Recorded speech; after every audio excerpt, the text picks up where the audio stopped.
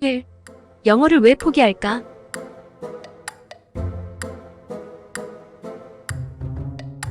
무엇인가를 포기했다는 것은 그 어떤 가능성도 보지 못해서입니다. 아무리 해도 안 돼. 소용없어. 불가능해. 라며 스스로 포기하기 때문이지요. 또는 심리적인 충격이나 상처로 인해 전혀 하려고 생각을 하지 않는 경우가 있습니다. 위의 두 경우 모두 감정적인 문제와 연관되어 있습니다. 영어의 경우도 마찬가지겠지요.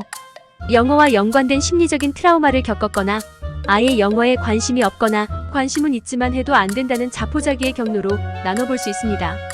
희망이 없는 자신에 대한 믿음이 없는 삶은 지옥과 같습니다.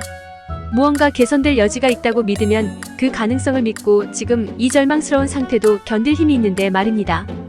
그 견딜 마음의 근육이 모두 끊어졌기 때문에 포기하는 것입니다. 우리는 무언가 문제가 발생하면 먼저 그것을 고치고 다듬고 변화시키는 것만이 해결 방법이라고 생각합니다. 사실은 그렇게 하기 때문에 실패하는 것입니다. 그 전에 왜 영어를 포기했는지, 왜 하기 싫은지, 그 아픈 마음을 들여다보는 게 우선입니다. 모든 문제 해결은 거기서 시작되어야 해결 방법을 찾을 수 있습니다. 우리는 로봇가 아닌 감정으로 휘감겨 있는 물렁물렁 두부 멘탈 사람입니다. 그 여린 멘탈에 생채기가 나고 다 낫기도 전에 또 상처가 생겨서 이제 회복불능으로 되어버렸기 때문입니다. 급한 마음에 으르고 달래고 온갖 방법을 다 써보지만 좀처럼 영어를 다시 시작하고자 하는 모습을 보여주지 않을 것입니다. 해결 방법이 있을까요?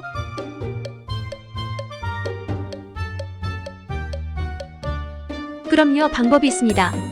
가장 먼저 아셔야 할 것은 로마가 하루아침에 이루어지지 않았듯 하루아침에 금방 해결되지 않는다는 것입니다. 또한 문제 해결 방법을 너무 드러내놓고 찾으려 하지도 말아야 합니다. 아이와 수업을 하면서 하나씩 풀어가면 됩니다. 지루한 기다림의 시간이 필요합니다. 제가 아이와 맨 처음 만나면 하는 솔루션이 있습니다. 먼저 아이와 재미있는 보드게임을 하는 것입니다. 영어라는 굴레를 벗어나 기쁘고 즐겁게 기본 단어만 가지고 영어로 재미있게 게임을 하는 것입니다. 한국말로 해도 되고요. 아이와 영어로 단어 하나만을 말해도 긍정적 반응을 보여주는 것입니다. 오히려 영어 선생님인데 영어 공부를 하지 않는다는 것에 의아해할 정도로요. 너무 쉬운 영어라서 학생이 걱정할 정도로요. 이렇게 아이와 놀다 보면 영어 선생님과의 만남 자체가 부담스럽지 않아집니다. 그 과정이 필요합니다. 마음을 나누는 이 과정이 없으면 아이는 영어에 상처받은 마음을 보여주지 않아 학습 자체가 되지 않습니다.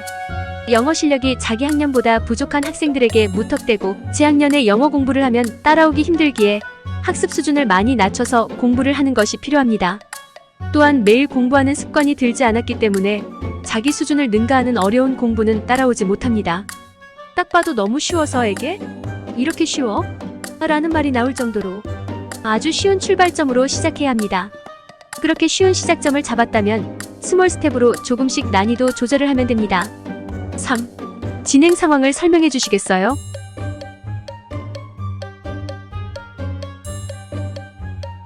아이와 보드게임 등으로 마음을 충분히 나눴다면 그 다음은 쉬운 출발점을 잡아 영어 공부를 시작하시면 됩니다. 아이가 자신있게 읽을 수 있는 부분부터 시작합니다. 이번에는 영어 공부를 제대로 하는 방법으로 시도해야 합니다. 그동안의 문법과 독해 위주의 수업 방식이 아닌 말하기, 듣기, 읽고, 쓰기를 골고루 할 수 있는 방법으로 해야 합니다. 너무 많은 것을 가르치려 하지 말고 조금씩 가르치는 스몰 스텝이 필요합니다. 재학년보다 낮은 수준의 교재는 학생이 스스로 할 수 있는 힘을 줍니다. 스스로 그 힘을 키워올 수 있게 되면 그 다음부터는 수업 진행이 아주 쉽습니다. 스몰 스텝으로 단계를 올리면서 재학년 진도를 할 수 있는 상태가 되면 제 역할은 끝입니다. 이제 다 된 것입니다. 그 이후는 새로운 단계의 배움을 찾으면 됩니다. 새로운 학원이나 과외 등 찾으면 됩니다. 저의 목표는 아이들을 제 진도로 끌어올리는 게 목표니까요. 4. 마무리.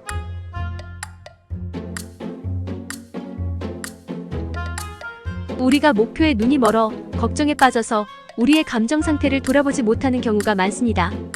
그러면 100점 100패. 질 수밖에 없는 싸움입니다. 성공하고 싶다면 마음을 들여다보아야 합니다. 왜냐하면 우리는 감정에 휘둘리며 사는 존재이기 때문입니다. 그러니 무슨 문제가 발생하면 그렇게 행동하는 그 마음을 들여다보고 이해하려는 노력을 해야 합니다. 그래야 그 문제 해결의 실마리를 찾을 수 있습니다. 우리 아이의 부족한 영어 실력 때문에 불안해하고 걱정만 할 게 아니라 아이의 감정을 한번 들여다보는 노력이 필요합니다. 그래야 해결책을 찾을 수 있습니다. 오늘도 긴 글 읽어주셔서 감사합니다. 다음에도 좋은 글로 찾아뵙겠습니다. 감사합니다.